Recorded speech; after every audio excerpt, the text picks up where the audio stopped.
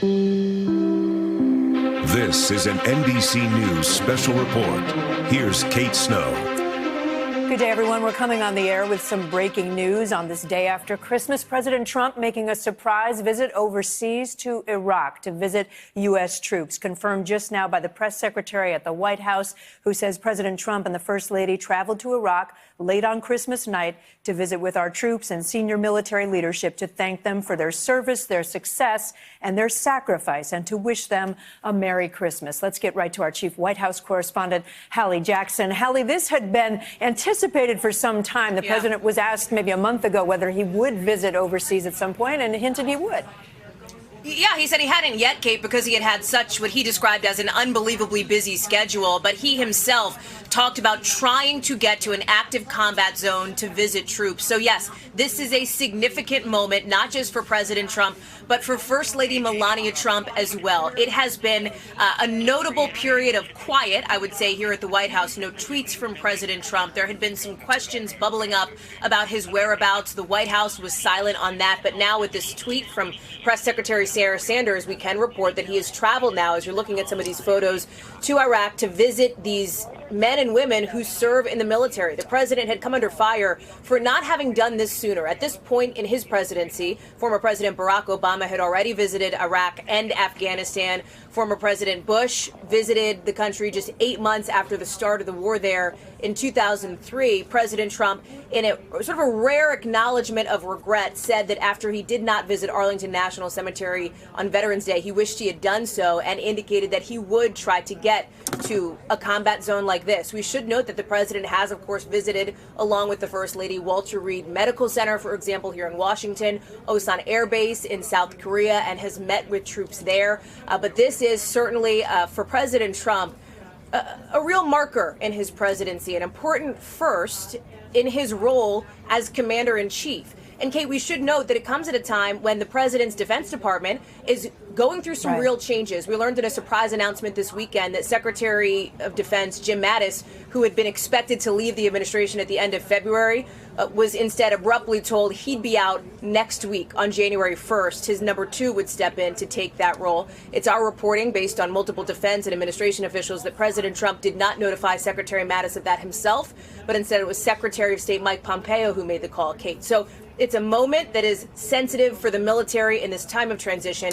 But over the holidays, as we've seen before, a long tradition of presidents visiting troops over the holidays. I think back President Obama did it, for example, in Hawaii over the holidays, President Bush as well. And so now President Trump, after not having visited troops last year at Christmas time in an active combat zone, is now doing so this year. Still TBD, Kate, on more specifics on this.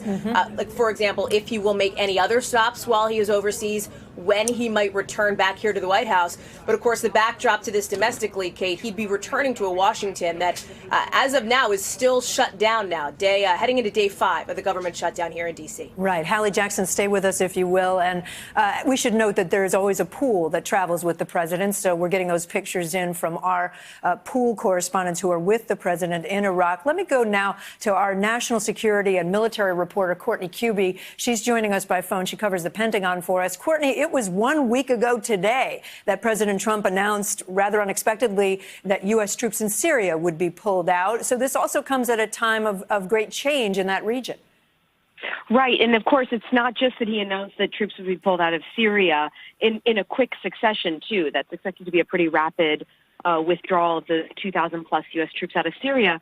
But we also learned last week that President Trump is interested in decreasing the overall footprint of U.S. troops in Afghanistan. There's between 14 and 15,000 American troops serving there right now, and he may want to cut that by as much as a half in the coming months.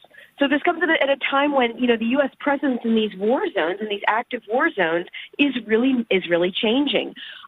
One thing that's pretty interesting to note is that President Trump and Mrs. Trump, they went to Iraq without Secretary of Defense Jim Mattis, his outgoing secretary, who only has days left in the Pentagon right now. He's due to leave the building before the end of the year, and acting Secretary of Defense, now Deputy Secretary of Defense, Patrick Shanahan, will take over on New Year's Day. But it's interesting that he did not travel there with Secretary Mattis. Yeah. So this comes, of course, as Hallie was saying, it's the first time that we've seen President Trump even before, when he was a candidate, he never traveled to a war zone. This is the first time we've seen him with troops in a war zone. Courtney Kube, who covers the Pentagon for us. Courtney, thanks. Let me get to General Barry McCaffrey. He's our NBC military analyst, often with us at times like these. General, talk about the climate, the atmosphere right now, what this trip may mean. Well, I think it's good news. The fact that the president had not been to any of the deployed U.S. combat forces, nor for that matter to the border where U.S. troops were involved in confronting the so-called caravans from Central America, that had become an embarrassment both to the White House and to our allies.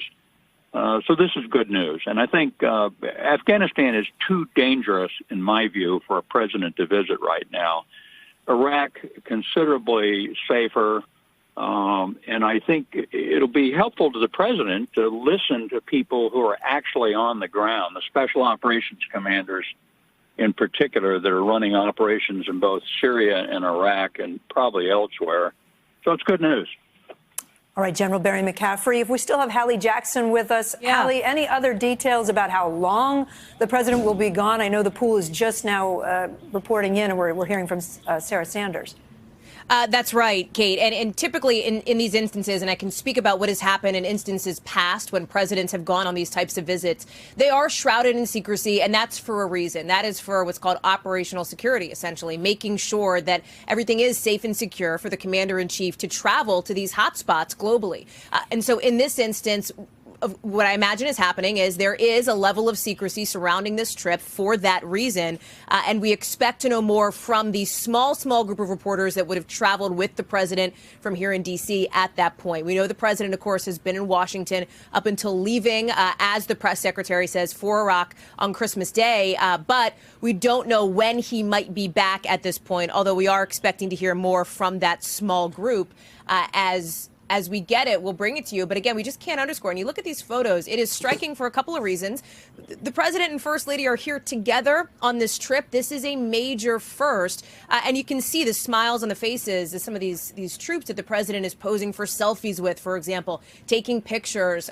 There has been a lot of discussion from experts in the field. You heard from General McCaffrey there, too, how important it is for people who serve, who put their lives in real danger on the front lines, quite literally, to see the person who is their commander-in-chief with them and to show that solidarity. And again, this is something that critics had pointed to from the president, given that if you look at historic markers for presidents before, he was not where other presidents had been. And there was a question mark about this, given that during his campaign, the president, then candidate Trump, had repeatedly talked about what he would do and how he would help the men and women of the military. So a significant moment for the president. And as we get more details, Kate, we will bring that to you the second that we get it. I'm sure you will. Hallie, thanks so much. I want to go back to Courtney Kube, again, who's our national security and military reporter. Courtney, there are, I think, about 5,000 or so troops, U.S. troops, that still serve in Iraq. The Trump administration actually doesn't give out numbers, right, to try to keep that a little bit mysterious. That's right. And Secretary Mattis is a big proponent of that. He's big into he is very, very particular about operational security. I would say more so than any Secretary of Defense that I've ever covered since Donald Rumsfeld. But we know that there are more than 5,000 U.S. troops serving there now. And you know, despite the fact that we don't hear as much about Iraq since Mosul was cleared out of ISIS, it is still actually a dangerous location. I mean, there are U.S. troops there, and they are serving in a lot of cases in dangerous situations. For instance, just a couple of days ago, we heard about an airstrike that the U.S. took on an ISIS cave, killing a number of ISIS fighters. So the country is certainly not clear of the ISIS presence, but the central government has taken, you know, the Iraqi counter-terror service forces and the Iraqi military and police have really taken back control of the majority of the country. The problem is there still is that underground ISIS presence, and it's really what a lot of people are concerned about happening in Syria as well. That as ISIS is fought, and as they fall in many places, they're really just going underground to reemerge one day when they have the opportunity. So, you know, President and Mrs. Trump, they did fly into an active and dangerous war zone on this trip. We still don't really know, as far as I know, where they flew in or how much time they've spent or anything like that. But there are more than 5,000 U.S. troops who spent, you know, Christmas Day away from their loved ones there. That's an important point. Courtney Kube covering the Pentagon for us. Let me go back to Hallie Jackson at the White House. Hallie, any more details? We are getting more detail, Kate, from Reuters, whose reporter is on the ground there traveling with the president. So Reuters is now reporting that the president is, as we know, in western Iraq. He's at the Al-Assad air base there, and he is going to make another stop at an air base in Germany on his way back to the United States. Still, again, TBD on the timing, but he did speak with reporters. And President Trump, in those remarks, talked about that Syria decision that you've been discussing with Courtney and General McCaffrey, his decision to withdraw U.S. troops from Syria. He says that he believes, quote, a lot of people are going to come around to my way of thinking. It's an interesting comment, Kate, given that one of the reasons we understand his Secretary of Defense did abruptly announce he'd be resigning is because of the president's decision on Syria. But the president is clearly standing by that. He's also talking about who could replace Secretary Mattis. Right now, it's acting Defense Secretary Patrick Shanahan. He will step into the role when Secretary Mattis leaves the Pentagon after the first of the year. And the president says he is in no hurry to name a replacement. He says acting Secretary Shanahan could be there for a long time. He's also talking about the government shutdown. He says he is prepared to wait, quote, whatever it takes, Kate, to get border security. That is a reflection of what he has said in the past, including just yesterday on Christmas Day when he was here at the White House prior to getting on Air Force One and heading overseas to visit troops. So a fair amount of news coming out of this, of course, from the president. And he's also, Kate, very interestingly, there was a question as rumor began to come out that the president was perhaps on his way overseas to visit troops in the region.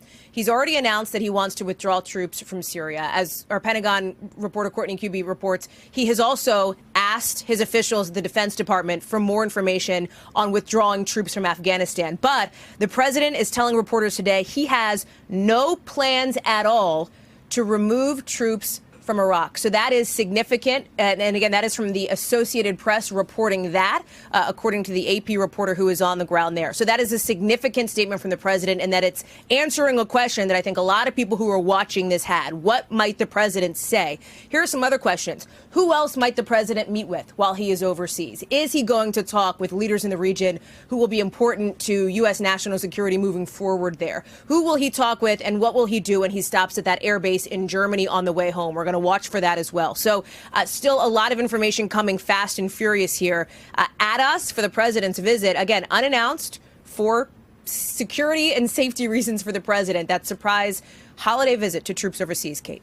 And Hallie, just to add a little bit more from the Associated Press while you were talking, they quote the president saying he won't remove, as you said, troops from Iraq, U.S. troops, because it can be used as a base to stage attacks on the Islamic State if necessary. Trump told reporters, according to the Associated Press, that the U.S. can attack the Islamic State, quote, so fast and so hard that they won't know what the hell happens. That's a quote from the president, according to the Associated Press.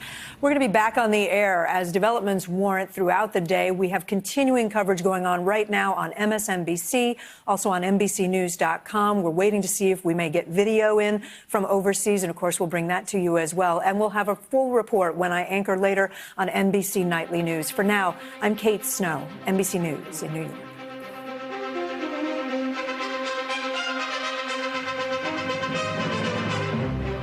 Hey, NBC News viewers, thanks for checking out our YouTube channel. Subscribe by clicking on that button down here and click on any of the videos over here to watch the latest interviews, show highlights, and digital exclusives. Thanks for watching.